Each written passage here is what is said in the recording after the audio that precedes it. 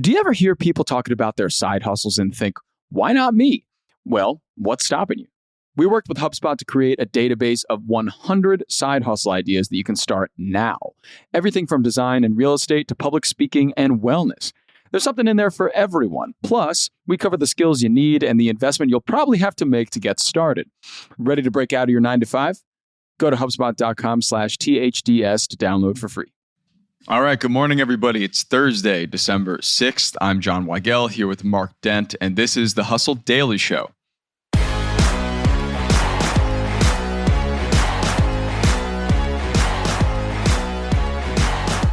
Beef is expensive and it's on the outs, so it's chicken's time to shine. Fast food companies across the board are not big on the beef prices as of late, so many of them are turning to the more budget-friendly chicken to save them. So how will this affect the meat industry, and can we expect to see more chicken items on our favorite menus?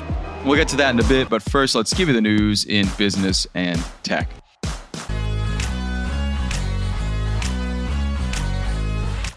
We can start today with an airline horror story to get the blood flowing out of everybody. A Delta Airlines Boeing 767 en route from JFK Airport in New York to Edinburgh, Scotland, did a U-turn when it got to the Atlantic Ocean over a potential engine issue.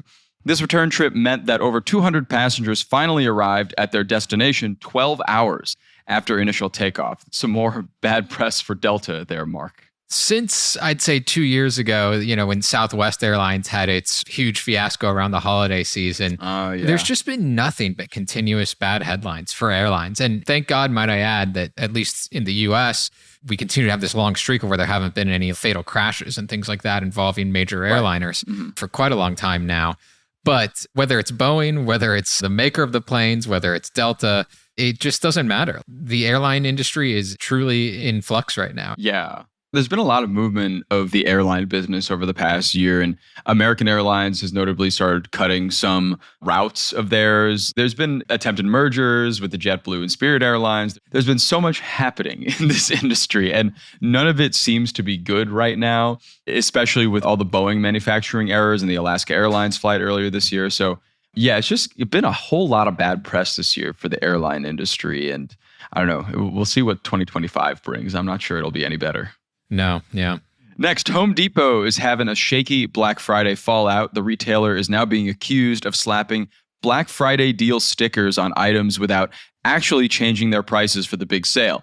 TBD on consequences, but there are tons of incriminating TikToks. If you do some searching on the TikTok platform, you will see people going up to items at Home Depot, seeing like $89.99 on a buzzsaw and picking off the tag and seeing $89.99 on the original price tag. So there is some pretty bad evidence out there if you want to take a look. In some music news, the biggest news from Spotify Wrapped this year is that many Spotify users are apparently disappointed with their Wrapped. Not exactly their results. I mean, I guess you could be, but it's really how the data was presented people aren't really enjoying. The words boring, underwhelming, and flop have been used to describe the yearly event. And I don't know how much I sympathize with this, Mark, because I mean, at the end of the day, it is just serving you data. And I don't know, maybe people are just tired of being served the same data in a similar fashion. I think that's it. Right, I guess, but it's kind of a weird thing to be mad about. Agreed. No need to get angry, people. It's just Spotify. Yeah. If you want to get angry, get angry about the way that they don't pay people enough. Completely. But the Spotify Wrapped was a pretty big deal over the last couple of years. Oh, yeah. That's like the key word there. Over the last couple of years, things, they fade quickly. And at the end of the day, this is just like a really long Instagram story that shares like a few tidbits with you that they want you to put on social media. And I saw far fewer of my friends posting their Spotify Wrapped on social media this year, including myself. I don't know. Maybe it has lost some of its luster, but I mean, that's what happens. So yeah, that's what happens over time. I mean, this is the 10th year of it, actually. So it's been around for a bit and maybe need to change it up a little bit, because actually most of what I've been seeing hasn't been my friends posting their Wrapped. It's been my friends posting parodies of like memes about Wrapped. So whether, I guess, you like it or not, it is still kind of a big cultural moment in the zeitgeist. And whether you post your Wrapped or not, you're going to be talking about it. So maybe that's a good thing as well. Yeah. And I will say this, there was at least one quibble from a friend of mine that he thinks that Spotify did get the data wrong because Goo Goo Dolls ended up as his number one played band He looked, and it says that there was only one day out of the year that he played the Goo Goo Dolls, and I think he had just left his computer on, and it went to some Goo Goo Dolls list. But when he plays the Goo Goo Dolls, he really plays the Goo Goo Dolls. Yeah. It's good to know.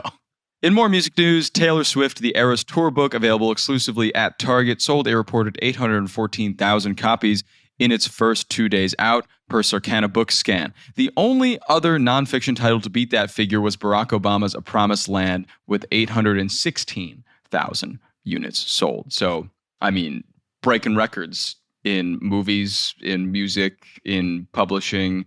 What's next, Mark? Space travel? The fact that this comparison point that you just said there of Barack Obama only being 2,000 more, the leader of the free world, a pretty popular president, all things considered, just barely outdid Taylor Swift. And barely outdoes Taylor Swift after she has already had essentially 2 albums come out, new albums, plus reissues. Yeah. She's been on tour now for a year and a half. She is so saturated, and yet there's always room for more. Yep. And it's really fascinating. When you think of 814,000 books, this is just a colossal amount of books. Back in the days when CDs were a huge deal, if you sold a few 100,000, that was very good. So when you think about books in this day and age, it's really just phenomenal. Yeah, I mean, I guess the comparison is it's not just a book, it's a collectible. Yeah. I feel like to a lot of the fans. So, I mean, it becomes a whole different thing in that regard. So, happy for Barack Obama, though, that he was able to beat it out by a small margin. Yeah, he's still got that W over her. That's right. And finally, Chipotle is at it again with increasing prices. This is the 4th time there's been a price increase in the past 2 years at the fast food chain. And this time, the company is raising prices by 2% nationwide.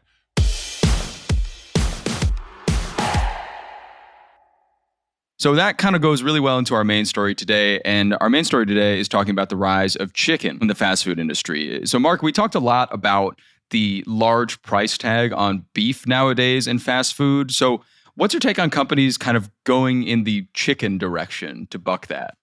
Well, it's the natural choice. Chicken has become more popular than beef over decades. If you look back at the per capita meat consumption, according to the USDA, chicken comes in at 101 pounds per capita. Beef is just 58. Pork is 50.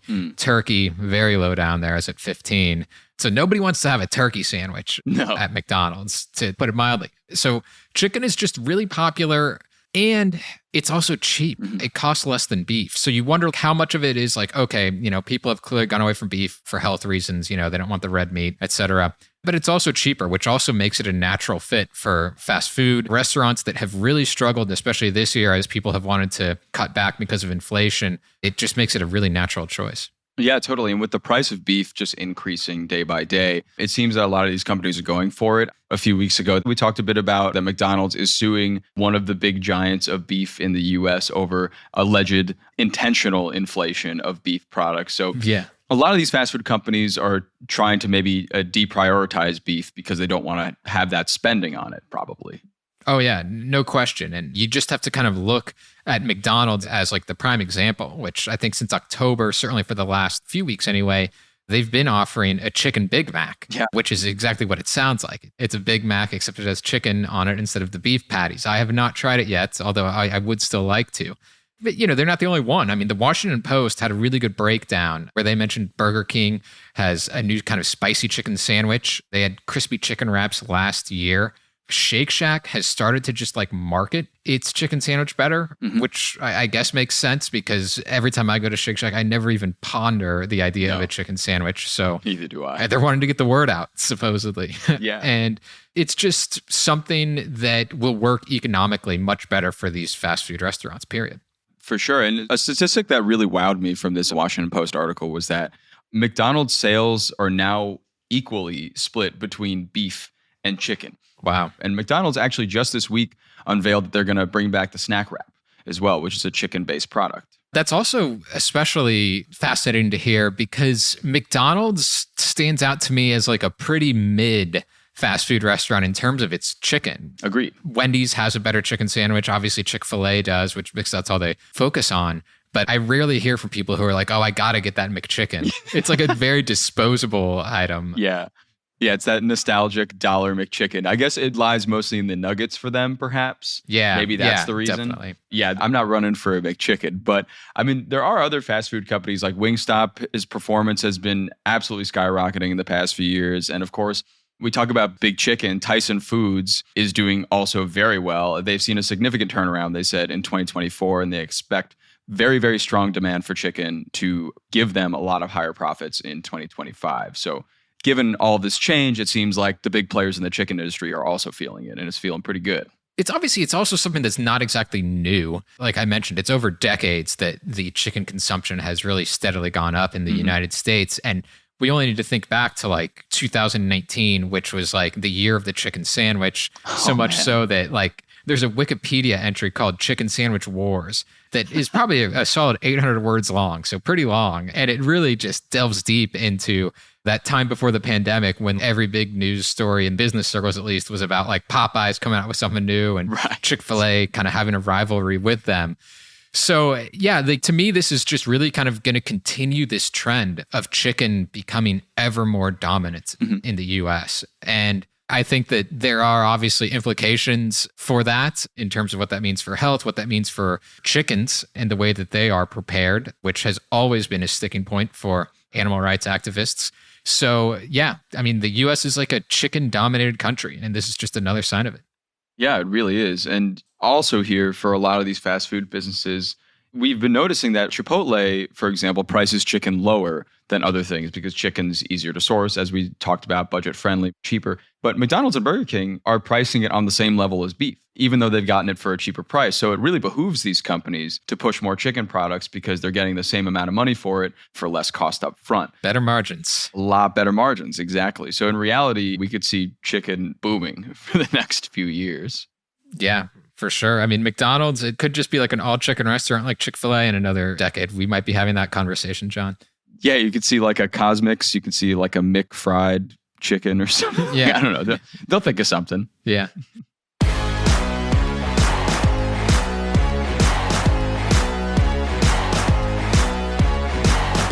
All right. And that's going to do it for us today, everybody. Thanks so much for tuning into the Hustle Daily Show. We're a proud part of the HubSpot Podcast Network. Our editor today is Robert Hartwig, and our executive producer is Darren Clark. We got a ton more tech and business coverage on our newsletter. If you're not subscribed, go get signed up at thehustle.co/email and follow us on Instagram at The Hustle Daily. We'll see you Monday.